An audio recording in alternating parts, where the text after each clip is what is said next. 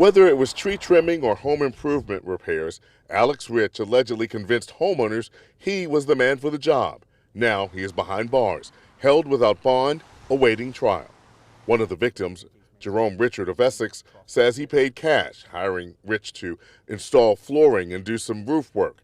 He told 11 News back in February what he learned from that experience. I would definitely look for a licensed contractor, get information, get IDs, whatever the case may be. Don't just trust. Here's what Richard thinks now. I was extremely pleased with the arrest. I think it's great. It's about time that he's going to pay for what he's done. The Baltimore County State's Attorney's Office Chief of Economic Crimes would not speak specifically about the cases involving Alex Rich, but he does tell 11 News.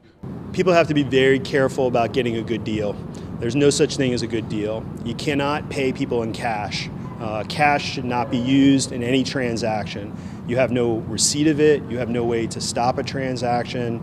You have no way to figure out who you're actually dealing with. 11 News Investigates found recent charges filed against Rich dating back to January of last year. He's accused of stealing from this Lowe's store in Cockeysville. The allegations include the theft of lawn and power equipment.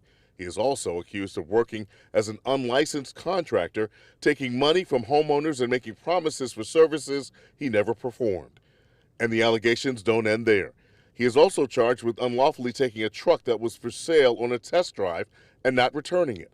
Police say when he was arrested in Parkville, March 15th, he had drugs on him that included Suboxone and suspected crack cocaine.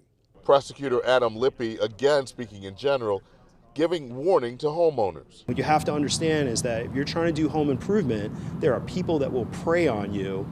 They will overbill you, they will not show up, they will steal from you.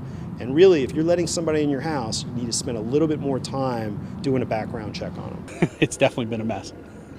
Prosecutor Adam Lippy and other experts say the best way to protect yourself is to get the contractor's information and then check with the Maryland Home Improvement Commission to make sure that that contractor is licensed and bonded.